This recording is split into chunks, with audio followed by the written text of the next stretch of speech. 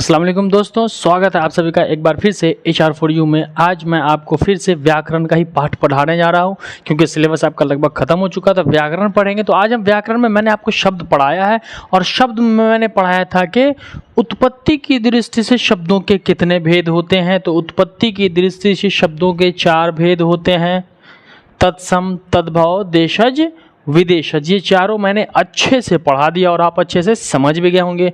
आज हम शब्द पढ़ेंगे बनावट या रचना की दृष्टि से शब्दों के कितने भेद हैं। ये ध्यान से आपको रखना है, याद रखना है। पूछता है कि बनावट या रचना दोनों में से कोई, रचना की दृष्टि से शब्दों के कितने भेद है तो 3, बनावट की दृष्टि से शब्दों के कितने भेद हैं तो 3 हैं। कौन कौन? रूढ़, यौगिक, योग रूढ़। बनावट या रचना की दृष्टि से शब्दों के 3 भेद हैं। कौन कौन?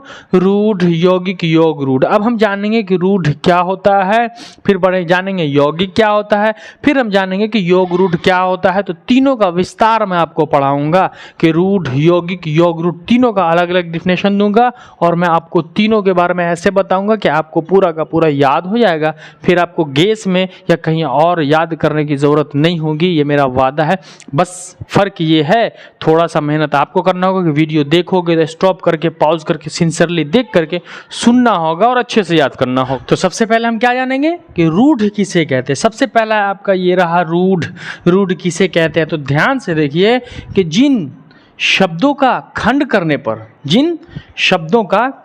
पर कोई अर्थ न निकले उसे हम रूढ़ कहते हैं। यानी ऐसा कोई शब्द जिसका हम खंड करें, संधि करें, उसका कोई अर्थ न निकले उसे हम क्या बोलते हैं? रूढ़ कहते हैं। जिन शब्दों का खंड करने पर कोई अर्थ न निकले वो शब्द कैसा होगा? यहाँ देखिए आप, नाक।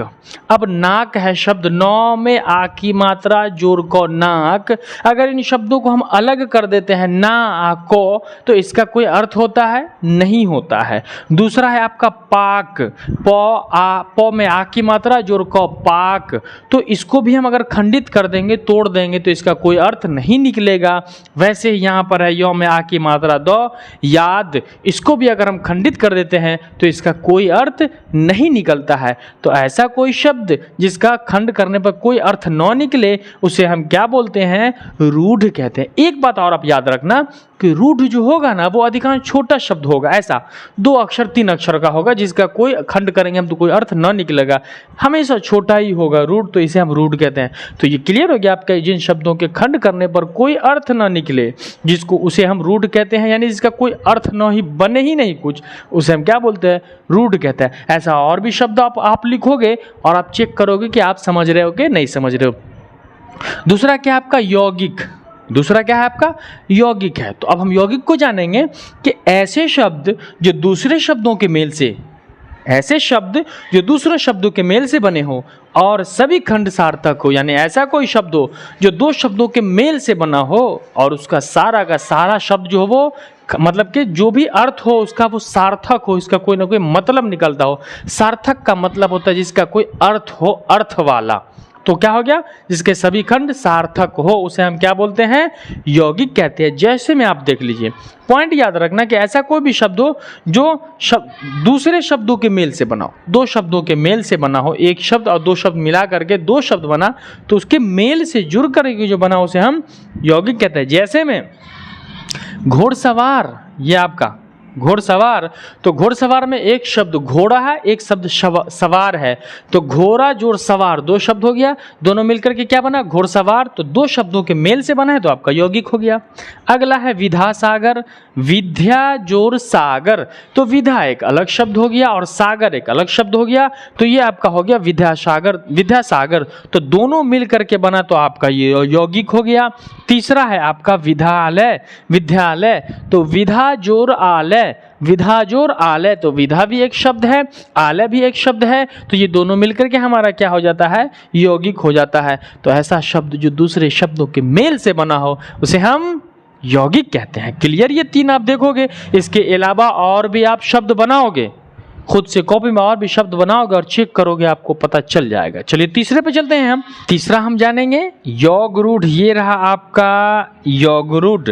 तो देखिए योग रूढ़ को थोड़ा सा ध्यान से देखोगे, ऐसे यौगिक शब्द, कौन सा यौगिक शब्द? यहाँ ऐसे यौगिक शब्द जो साधारण अर्थ छोड़कर मुख्य अर्थ ग्रहण करे उसे हम योगरूढ़ कहते हैं। ध्यान से समझिए, ऐसा यौगिक शब्द, कौन सा यौगिक शब्द जो साधारण अर्थ, सरल अर्थ छोड़ करके विशेष अर्थ, खास मतलब बता दे, उसे हम क्या बोलते हैं? योगरूढ़ कहते हैं।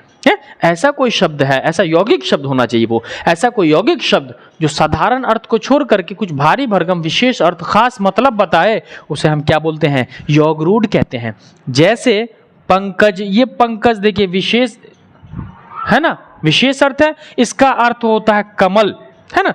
तो क्या करे? ऐसे यौगिक शब्द जो साधारण अर्थ छोड़ करके विशेष अर्थ ग्रहण करे, तो ये क्या है?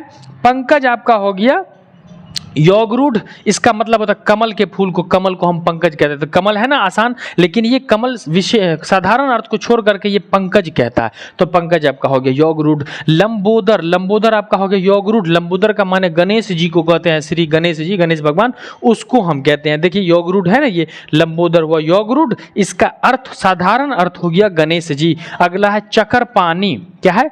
चकरपानी, विष्णु भगवान, विष्णु भगवान। तो देखो चकरपानी भारी है ना, विशेष अर्थ है ना, इसका अर्थ होता है विष्णु शंकर, विष्णु जी।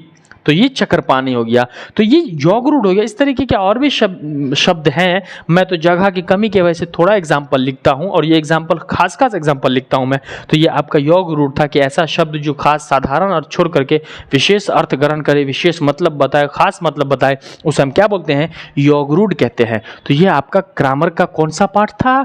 ये रचना या बनावट की दृष्टि से शब्दों के भेद, वो आपका क्लियर हो गया। कितने? 3। बनावट या रचना की दृष्टि से शब्दों के 3 भेद: रूढ़, यौगिक, योगरूढ़। आपका रूढ़, जिन शब्दों का खंड करने पर कोई अर्थ न निकले वो हो गया रूढ़, जैसे नाक, कान, याद, पाक। उसके बाद आपका हो गया यौगिक। यौगिक ऐसे शब्दों को कहते हैं जो 2 शब्दों के मेल से बना हो, जैसे विधा, आलय, विधा, सागर, है ना। उसके बाद आपका कह रहा है घोड़सवार इत्यादि। योगरूढ़ ऐसे यौगिक शब्द जो साधारण अर्थ छोड़ करके विशेष अर्थ बताए, उसे हम योगरूढ़ कहते हैं। तो उम्मीद है हमें कि आप पूर्ण रूप से व्याकरण समझ रहे होंगे और समझ गए होंगे यार, क्लास में ही आप समझ गए होंगे।